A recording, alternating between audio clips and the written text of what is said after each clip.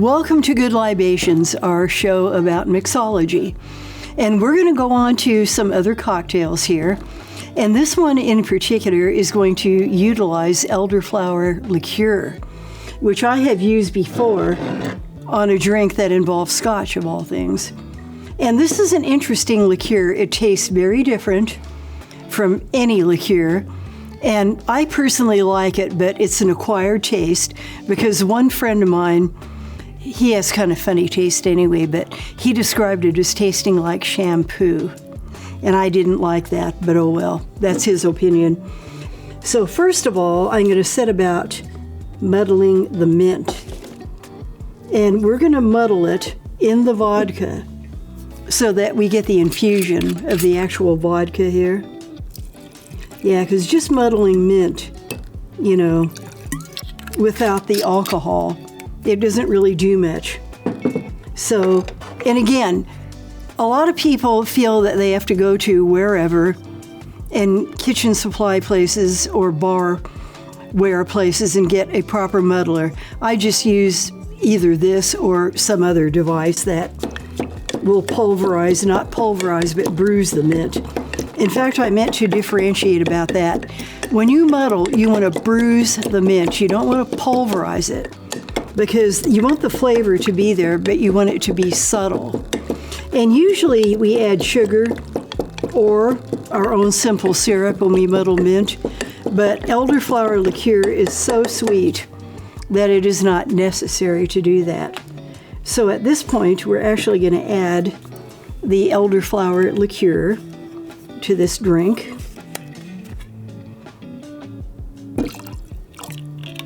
And we added a goodly amount, which we should, because we want it to be there and not overly subtle.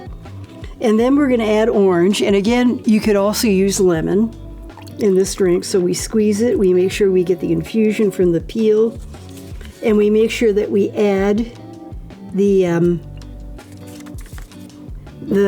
spent shell, because that will continue to work its way into the drink and make it even better.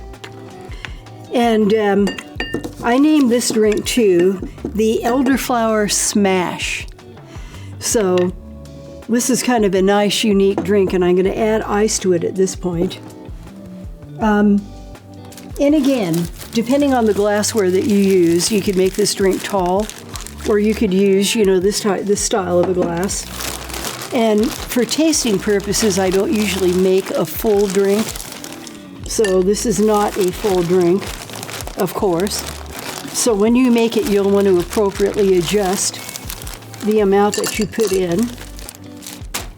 But this is a good drink. It's different. And again, we're using elderflower liqueur, which hardly ever do people use it. And the last time I used it, again, I used it with scotch. And I believe the drink was Father's Office.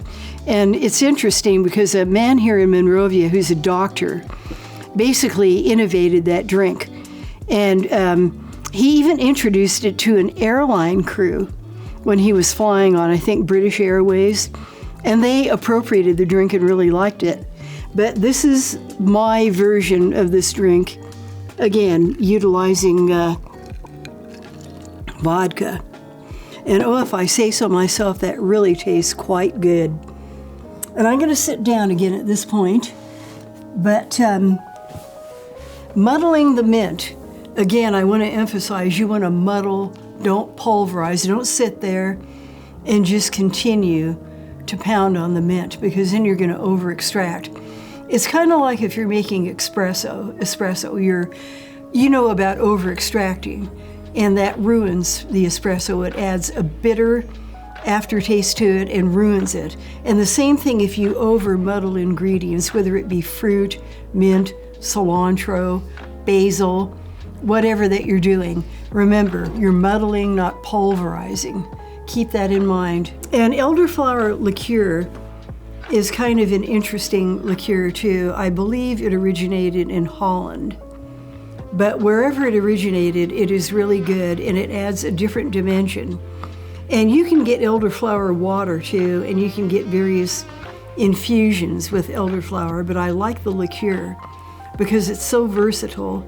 and it eliminates the need for sugar or any sweetening agent in a cocktail.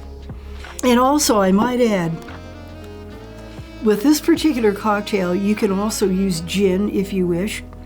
Some people don't care for gin, but if you get a quality gin, like say Hendrick's, you can make a really nice cocktail using these same ingredients. You could even use a light rum to make this drink. But vodka is kind of versatile because it basically fits everybody's palate. And most people will be happy with a drink made with vodka, because if they don't like the aftertaste or the nuances of rum or of gin, and they're going to be unhappy with that, the vodka, they'll be happy with it because it's a neutral grain spirit.